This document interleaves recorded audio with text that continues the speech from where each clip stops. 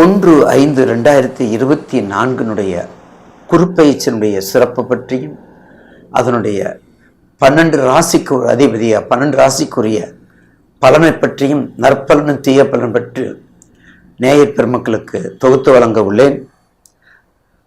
குருப்பெயர்ச்சி 1/5/2024 மேச ராசியிலிருந்து ரிஷப ராசிக்கு பயிற்சியாகிறார் குரு பகவான்.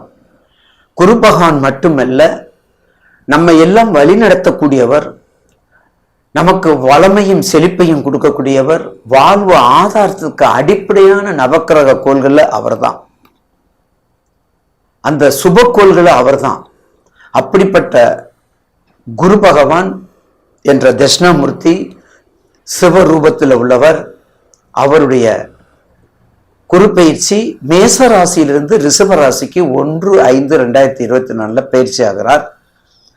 அப்போ ஒரு வருடம் இருந்து அவரவருடைய ராசிக்கு தசாபுத்திக்கு ஜனன ஜாதகத்துக்கு உட்பட்டு நற்பலன் தீய பலனை நாம் பதிவு செய்வோம். உலகெங்கும் பரவி புகழ் பெறும். அடுத்து காண இருப்பது 1/5/2024 காலபுருஷனுக்கு 10வது ராசி. பதவியை கொடுப்பது, பட்டத்தை கொடுப்பது, சட்டத்தை சேர்ப்பது, பார்த்தீங்களா, வாழ்க்கையை வசந்தமாக்குவது, செல்வ செழிப்போடு சீமானாக்குவது யாரு?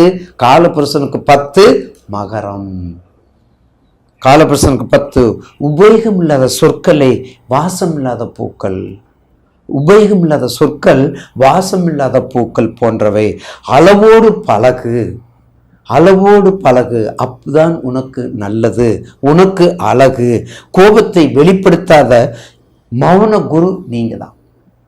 கோபத்தை வெளிப்படுத்தாத மௌன குரு நீங்க தான். அப்படிப்பட்ட மகராசி நேயர்களுக்கு இந்த குருப்பெயர்ச்சி மிக சிறப்பாக அமையுங்க. கண்டிப்பா. ஏன்? துன்பம், துயரம், கஷ்டம், கேவலம், அசிங்கம், ஏழ்ற பாருங்க, எல்லாவற்றையும் இழந்து கஷ்டம், நஷ்டம், துன்பம், துயரம் எல்லாத்தையும் உற்றார் உறவினர் போட உன் வேலையை பார்.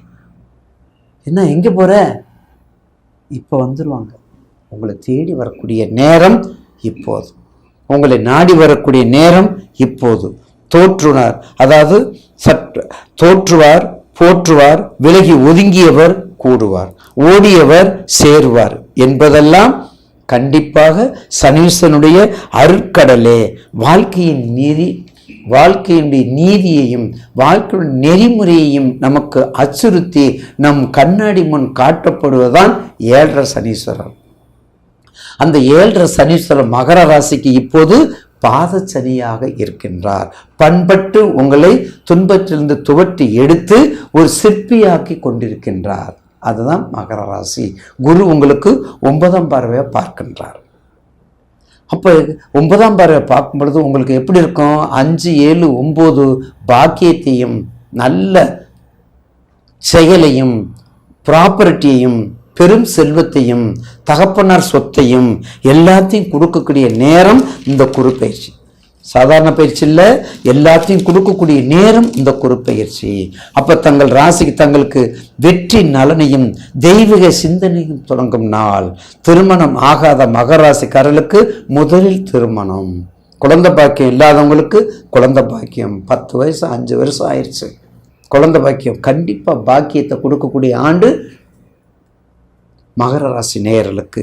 தந்தை வயல் சொத்து, பட்டம், பதவி, புகழ் எல்லாம் கிடைக்கக்கூடிய நேரம் வந்துவிட்டது. குருபகவான் சொந்த வீடு தனுசு. பார்த்தீங்களா, இதுல என்ன வீட்டுனா 5, 7, 9ங்கிறது முக்கியம் அல்ல.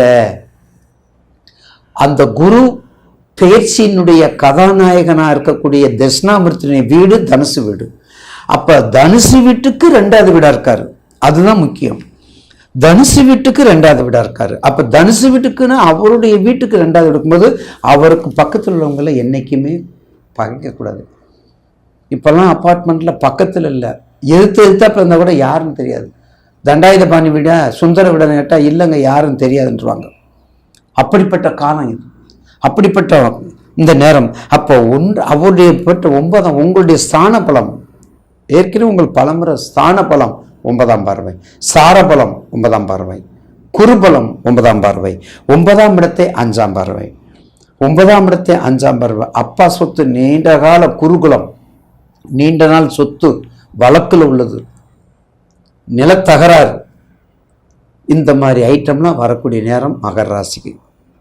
முழுவதும் வராது, ஏன்னா இன்னும் 7.5 இருக்குது. கொடி காட்டியாச்சு, துளிர் விட்டாச்சு. நீங்க தண்ணி ஊத்துங்க, விதைய போடுங்க, முளைக்கும். விதை போட்டதெல்லாம் முளைக்காது, முளைச்சதெல்லாம் துளிர் விடாது, துளிர் விட்டதெல்லாம் பூ பூக்காது, பூ பூத்ததெல்லாம் காய் காய்க்காது, காய் காய்க்காதெல்லாம் கனியாகாது என்பதை மனதில் வைத்துக்கொண்டு, என அங்கே 7.5 உங்களுக்கு முடிய போகுது. பாதச்சனி கண்டிப்பாக நல்ல பலனை கொடுக்கும் என்பதில் மாற்று கருத்து அல்ல. அப்போ எப்படிப்பட்ட தொழில்? அப்போ 9ஆம் இடத்தை 5ஆம் பார்வை, 11ஆம் இடத்தை 7ஆம் பார்வை. அப்போ பூமிக்கு அடியில் உள்ள தொழில், கிழங்கு வகைகள், தேங்காய், தென்னை மட்டை, அந்த எண்ணெய் வித்துக்கள், ஆமணக்குன்னு சொல்லி எண்ணெய் வித்துக்கள். மகரத்துக்கு எல்லாமே சொந்தக்காரவங்க. பெட்ரோல் பங்கு சம்பந்தப்பட்டது, பெட்ரோல் சம்பந்தப்பட்டது, சிவில் பண்ணப்பட்டது, லேபர், எண்ணெய் வித்துக்கள், மரம், எல்லா மரமும், கருங்காலி வரையும். கருங்காலி நீங்கள் பாட்டுக்கு வேற எங்கேயும் போயிடாதீங்க, காவலருக்கு தூரம் ரெடியாக இருக்காங்க, எங்கேயும் போயிடாதீங்க. அதனால எல்லா மரத்துக்கு உள்ளவர், எல்லா ஃபர்னிச்சர்ஸுக்கு உள்ளவங்க நீங்கள் தான், விவசாயத்துக்குரியவங்க நீங்கள் தான். எல்லாத்தையும் பார்த்து கொண்டு வந்தா நிச்சயமாக இந்த குரு பயிற்சி உங்களுக்கு அப்பா எல்லாத்தையும் விட்டுட்டு நிம்மதியாக இருக்கக்கூடிய நேரம். இன்னும் ஒரு 6 மாதம்.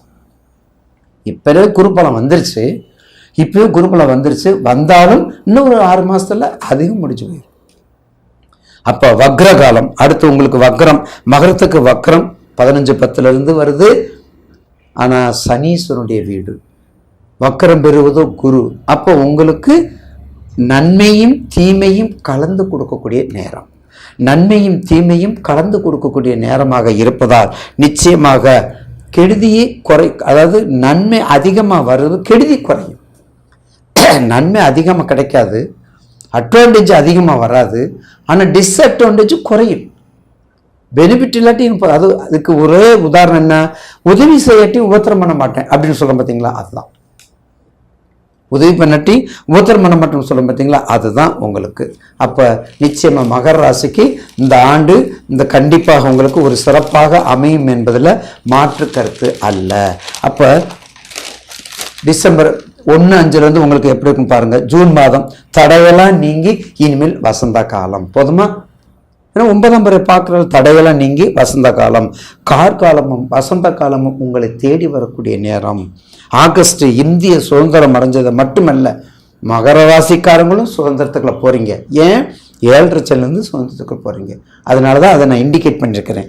அப்போ நிச்சயமாக மகர ராசி நேயர்களுக்கு செப்டம்பர் மாதம், செப்டம்பரில் விநாயகர் பெருமான் வழிபாடு மிக சிறப்பாக அமையும். அக்டோபர் குரு வக்கரம், அதுவும் ஏற்கனவே சொல்லிட்டேன், நன்மையும் தீமையும் கலந்து கொடுக்கக்கூடிய நேரம். சனி செவ்வாய் பார்வை, கடகராசிக்கும் மகர ராசிக்கும் சனி செவ்வாய் பார்வை கவனமாக இருக்க வேண்டும்.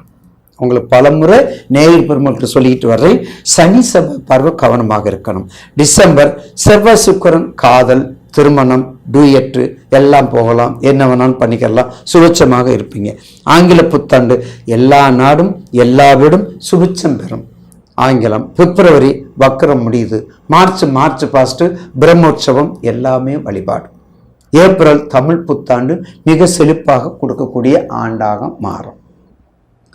மகர ராசி நேயர்களுக்கு என்ன பரிகாரம் பார்த்தீங்கன்னா, கண்டிப்பாக நல்ல நேரம் வந்தாலும் திருக்கொள்ளிக்காடு, திருத்துறைப்பூண்டிக்கும் பக்கத்தில், அதாவது திருவாரூர் டு திருத்துறைப்பூண்டி பக்கத்தில் திருக்கொள்ளிக்காடு சென்று தரிசனம் செய்யணும். வயசை பார்த்துக்கங்க, 5 வயசு 10 வயசு 15 வயசு ஹாஸ்டலில் சேர்த்து விடுங்க.